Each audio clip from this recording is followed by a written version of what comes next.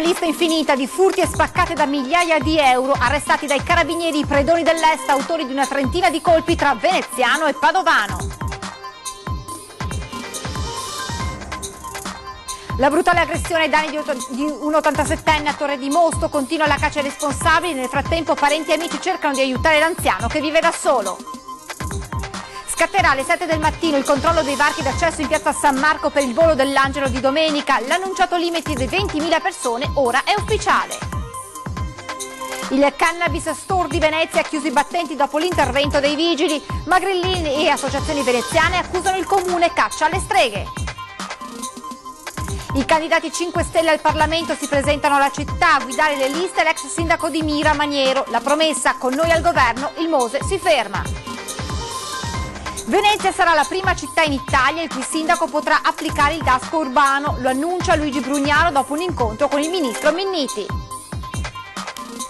Spettacoli teatrali all'aperto e nei musei veneziani per il programma culturale del Carnevale, allestimenti piccanti per le opere della Fenice.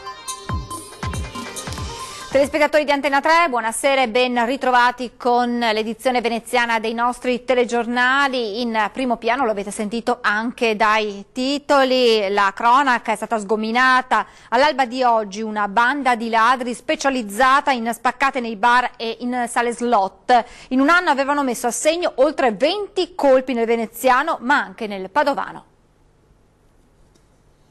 Eccoli i predoni dei bar e delle sale slot, banda di romeno e moldavo da oggi agli arresti. Agivano con la tecnica ricognitiva e poi assaltavano i locali sempre con lo stesso modus operandi. Oggi sorpresi nel sonno all'alba nel blitz dei carabinieri con oltre 60 uomini impegnati in seguito all'indagine condotta dal procuratore aggiunto Stefano Ancillotto.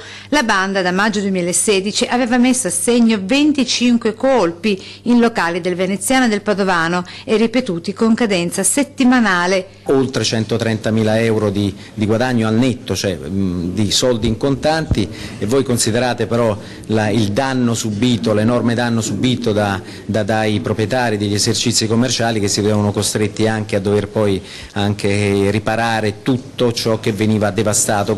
Le spaccate a Mestre e Marghera e lungo tutto l'asse del Milanese, Mira, Zianigo, Santa Maria di Sala, Pianiga, nella Venezia orientale, a San Donà e Musile e quindi nel Padovano, a Campo San Piero e Campo d'Arsego. In carcere un moldavo di 45 anni e 3 romeni, rispettivamente di 28, 31 e 30 anni, quest'ultimo pure papà di un bimbo piccolo. Tutti con casa Mestre di Cruni in centro storico, tranne il quinto, che invece abitava a Borgoricco, un trentenne finora incensurato. Tutti avevano anche reinvestito i loro proventi nei paesi d'origine. L'appello dei carabinieri a denunciare ogni tipo di reato predatorio e non soltanto. Questa è la dimostrazione che invece con l'impegno, con la determinazione e la collaborazione di chi ci ha aiutato a ricostruire queste fasi di questa organizzazione criminale è la dimostrazione che queste persone verranno punite. Si professavano innocenti, ma uno di loro è già stato condannato a 4 anni e 8 mesi. Parliamo dei kosovari accusati di aver inneggiato ad un possibile attentato di matrice jihadista a Venezia. Il 17enne è stato oggi condannato con rito abbreviato dal Tribunale dei minori. A Venezia guadagni subito il paradiso per quanti ipocriti ci sono qua ad avere una bomba a Rialto, diceva. Il giudice ha accolto le tesi della procura, aggravando ulteriormente la pena chiesta dal procuratore. Il blitz dei corpi scelti di polizia e carabinieri scattò a fine marzo dell'anno scorso ed ebbe come obiettivo i 2 appartamenti in cui il gruppo di kosovari si incontrava per guardare insieme video di propaganda dell'ISIS su YouTube e discutere di politica internazionale. Per gli altri 3 udienza l'8 marzo. Continuano le ricerche dei responsabili della brutale aggressione ai danni di un anziano di 87 anni a Torre di Mosto. Intanto parenti e amici cercano di aiutare l'uomo che vive da solo. Continua la caccia ai responsabili della brutale aggressione ai danni di Angelo Pupin, l'87enne di Torre di Mosto, aggredito sulla soglia di casa per portargli via il portafoglio con appena 100 euro. I carabinieri sono sulle tracce degli autori del pestaggio che ha causato all'anziano un trauma cranico e la frattura del bacino. Nel frattempo Angelo è fermo a letto, cerca di dimenticare. La sua convalescenza durerà almeno 6 mesi, considerando l'età avanzata. È la frattura al bacino che desta maggiore preoccupazione. L'anziano deve rimanere immobile perché qualsiasi movimento gli provoca dolore e il dolore gli fa tornare alla mente quella terribile aggressione. Mangia e cerca di dormire. Dice solo, ci ha riferito suo nipote, che si considera uno sfortunato, come se quanto gli è successo fosse colpa sua. 2 malviventi che dalla truffa sono passati all'aggressione senza alcuna pietà, sbattendolo a terra sull'ingresso di casa, vittima di una violenza cieca e brutale per appena 100 euro. In tanti si sono recati in questi giorni a casa di Angelo per sapere quali siano le sue condizioni. Alcuni parenti gli hanno portato una poltroncina sanitaria per quando l'uomo riesce a stare seduto. I pochi familiari che lo assistono però chiedono di essere aiutati. Angelo necessita di altre cose. Dovrà rimanere a letto per 60 giorni. Adesso vediamo dopo le conseguenze del fatto. Avete bisogno di assistenza? Abbiamo bisogno di tutto perché è una persona che vive sola e si può immaginare il dramma che si crea. Adesso cerchiamo di trovare un letto e con le spondine. Adesso è a letto, cosa dice? Adesso è a letto, abbiamo dato un po' da mangiare e cerchiamo di fare il nostro meglio, ecco. Torniamo a parlare di Carnevale di Venezia con Piazza San Marco che sarà blindata dalle 7 del mattino e con i varchi che saranno dunque già presidiati a partire da quell'ora con gli agenti della sicurezza. Confermato quanto avevamo già detto, ovvero il numero chiuso è pari a 20.000 persone e non più per assistere al volo dell'Angelo anticipato di un'ora sulla tabella di marcia alle 11 del mattino. In Piazza San Marco dunque bisognerà arrivare per tempo per non rischiare di rimanere tagliati fuori dagli accessi predisposti per accedere alla piazza stessa, privilegiando quindi i residenti e turisti che soggiornano già in centro storico. Ed ora torniamo a parlare del Cannabis Store di Venezia che ha già chiuso i battenti dopo l'intervento dei vigili, ma la polemica non si placa. La lunga ispezione di polizia locale ULS 3 al Cannabis Store di Calle dell'Anconeta si è conclusa dopo le 20 di ieri sera con il sequestro dell'esercizio per quelle che il sindaco Luigi Brugnaro definisce gravi irregolarità. A motivare il provvedimento la mancanza dei requisiti previsti dal regolamento comunale di igiene, ovvero acqua corrente, spogliatoio e servizi igienici ad uso del personale.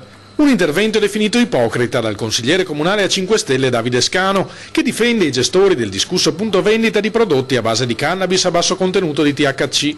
Si spaccia illegalmente in tutto il territorio comunale, che è diventato il fulcro, diciamo, dello spaccio di tutto il Veneto, e poi però si va a perseguire un'attività economica lecita usando in modo ritorsivo, a nostro avviso, la polizia locale.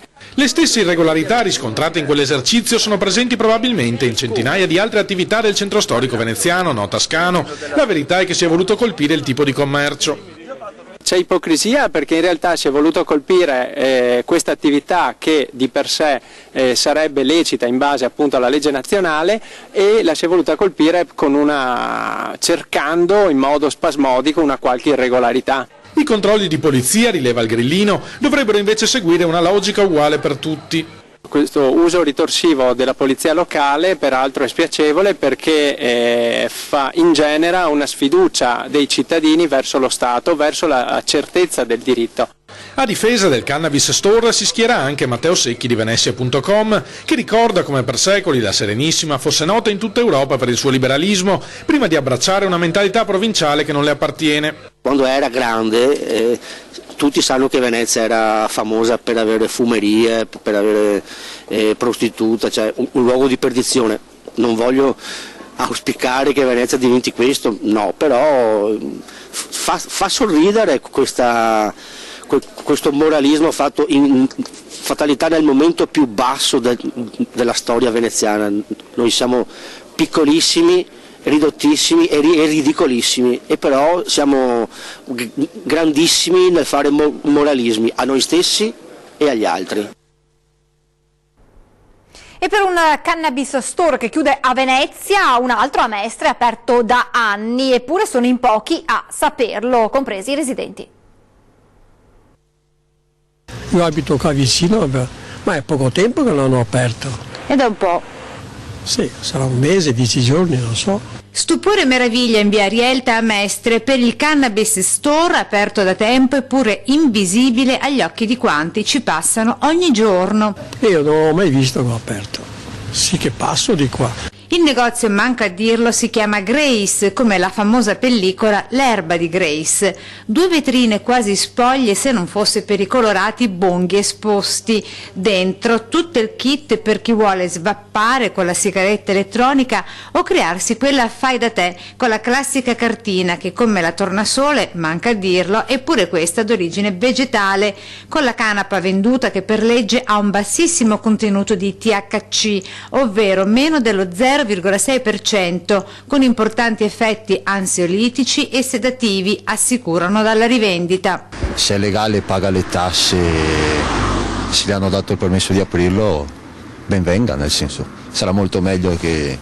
quei 4 spacciatori che ci sono qui dietro l'angolo in parco. Io penso che sarebbe stato meglio anche per l'altra droga, perché così ci sarebbero meno delinquenti in giro, o no? Quindi le dice che vanno tenuti aperti questi esercizi? Non lo so, se questa non fa male, perché ho sentito per televisione che la adoperano anche a fare delle cure adesso. Ho dolori, ma non prenderò mai una droga, capisce signorina? E cosa ne pensa del fatto che gli hanno fatto aprire quel negozio e poi gliel'hanno fatto chiudere subito dopo perché mancava il bagno? Perché hanno sbagliato a farlo aprire, questo è il discorso. Lei cosa ne pensa del fatto che è stato chiuso questo negozio perché mancavano i servizi igienici per il personale? Che ha fatto bene a chiuderlo, mi sono contraria a tutti i negozi che si ha e tutta che roba. Sparita a Venezia una delle pietre d'inciampo presenti a Cannaregio. Memoria delle deportazioni, la pietra in questione era stata posizionata lo scorso 22 gennaio in ricordo di Gustavo Corinaldi, un atto di vandalismo e inciviltà che oltraggia la memoria di un nostro concittadino deportato e assassinato ad Auschwitz. Auspicando che venga fatta chiarezza sulle responsabilità, facciamo un appello alla cittadinanza di segnalare immediatamente alla Presidenza del Consiglio Comunale altri eventuali danneggiamenti e rimozioni di pietre, al fine di provvedere subito alla loro sostituzione. La dura condanna della comunità ebraica di Venezia con Centro Tedesco di Studi Veneziani. La pietra di Gustavo Corinaldi sarà ricollocata al più presto. Adesso ci fermiamo per qualche minuto di pubblicità, tra poco.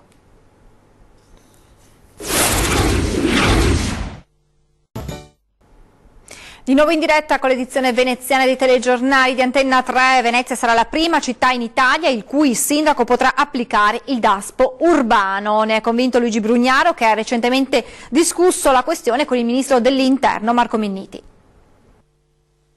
Io ho parlato con il ministro Minniti, abbiamo parlato con la procura, stiamo organizzando un protocollo con la prefettura perché a Venezia per la prima volta al sindaco verrà data l'autorità per poter emettere dei DASPO. Uno strumento che funziona solo a metà, quello del DASPO urbano previsto dal decreto Minniti, recentemente applicato dal questore di Venezia con risultati apprezzabili, ma ancora non utilizzabile dal sindaco per mancanza dei decreti attuativi. Chi manifesta chiedendo a gran voce l'impiego di questa norma, ricorda l'assessore alla sicurezza Giorgio Deste, forse non ha capito che al momento non possiamo applicarla. Il DASPO urbano è uno strumento che oggi viene applicato dal questore, il DASPO urbano è stato previsto nel decreto Minniti e data competenza anche al sindaco proprio per farne uno specifico uso. Il sindaco Luigi Brugnaro ha chiesto al ministro dell'Interno Marco Minniti che a Venezia sia concessa una deroga per partire il prima possibile con una sperimentazione, ottenendo risposta positiva. Stiamo organizzando tutto il regolamento, ovviamente deve riguardare un'area ampia perché se no uno si sposta da un quartiere all'altro non servirebbe a niente, bisognerà vedere poi l'effetto del mancato rispetto del DASPO, perché in quel caso poi dopo una violazione, una prima violazione, una seconda violazione dovrebbe intervenire la questura. Su questo è tutto da capire, dobbiamo fare sperimentazione, ancora una volta a Venezia sperimentiamo. Politiche del 4 marzo, continuiamo a presentarvi i candidati veneziani alle prossime elezioni. Questa sera tocca al Movimento 5 Stelle. Nulla mi sarà più prezioso in Parlamento della mia esperienza di 5 anni come sindaco. È pronto a portare a Roma le ragioni dei comuni Alvise Maniero, ex primo cittadino di Mira e oggi capolista alla Camera per i 5 Stelle nel collegio plurinominale di Venezia. Della sua esperienza ricorda con amarezza la difficoltà di far quadrare i bilanci nonostante i continui tagli dello Stato, che non si sono mai tradotti in un'amministrazione centrale più efficiente né in una riduzione del debito. Noi abbiamo difeso i bus dei bambini, abbiamo difeso la qualità di quello che mangiano a scuola tutti i giorni, abbiamo difeso i più deboli nei servizi sociali. Adesso però è l'ora di fare i conti, noi vogliamo vedere dove è andata questa mole di denaro che è stata sottratta ai cittadini da un governo che è stato connivente con i crack bancari che hanno pugnalato alle spalle la nostra economia già in difficoltà e hanno pugnalato i nostri risparmiatori. Tra le conferme la deputata uscente Arianna Spessotto, con noi al governo promette si fermeranno tutti i progetti attualmente in corso per la crocieristica a Venezia, ma anche il Mose. Siamo stati gli unici a assumere una posizione ben chiara, cioè di bloccare questo progetto e di rivederlo completamente, sempre nominando una commissione di esperti che valuti effettivamente come si può recuperare quest'opera che ha mangiato quintalate di soldi dei cittadini e ha fatto mangiare anche questa classe politica disonesta. Tra i candidati dei collegi uninominali spicca a Venezia l'ex presidente nazionale di Confartigianato Giovani Marco Nardin, che promette di portare in Parlamento le battaglie dei piccoli imprenditori. Oggi viviamo in una realtà dove tutti parlano, sì, bisogna proteggere la piccola impresa, ma oggi l'imprenditore si occupa di tutto meno che di fare impresa, si occupa di risolvere problematiche che gli vengono calate dall'alto, invece dovrebbe occuparsi di creare sviluppo. Reintrodurre l'articolo 18, così il candidato al Senato di Potere al Popolo, Gianluca Schiavon, ieri sera nel corso di 2010. Per noi l'articolo 18 è un punto fondamentale da reintrodurre e da estendere. Fatemi fare anche un'altra parte. Per fare ripartire l'Italia, la libertà di licenziare non è un punto che fa ripartire l'economia in Italia. Chiunque, qua faccio anch'io il grillino, chiunque, qualsiasi imprenditore ve lo spiega. Non esiste che attraverso una maggiore facilità di licenziare l'economia riparte. Cioè che lei dice che sia da stimolo, sì, ho capito. Assolutamente no, l'economia riparte magari se l'impresa piccola e media ha più facilmente accesso al credito, ma è tutta un'altra vicenda. Previsti disagi per lo sciopero dei treni domenica in occasione del Carnevale, ma chi riuscirà a raggiungere il centro di Venezia potrà gustare anche gli spettacoli oltre agli spettacoli in piazza, anche una serie di allestimenti di alto livello in tutti i teatri cittadini. Vediamo.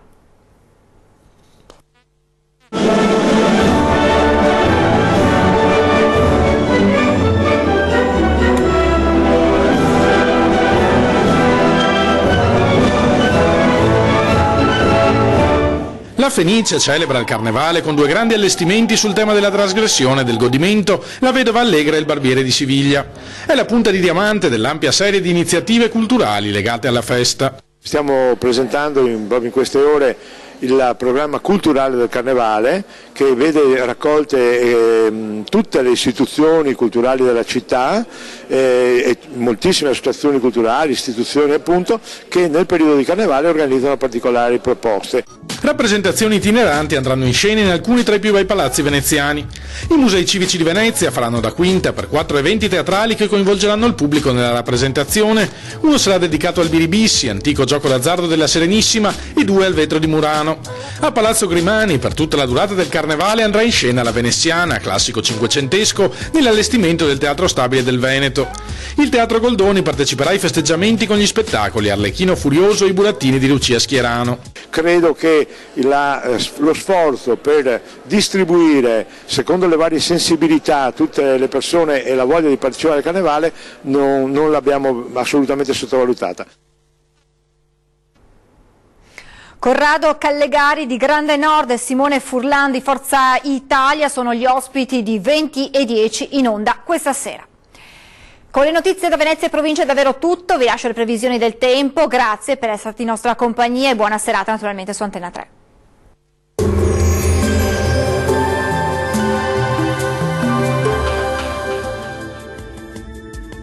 Il mese di febbraio si apre con una diffusa instabilità sulle nostre regioni. Vediamo insieme nel dettaglio cosa ci attende per la giornata del 1° febbraio.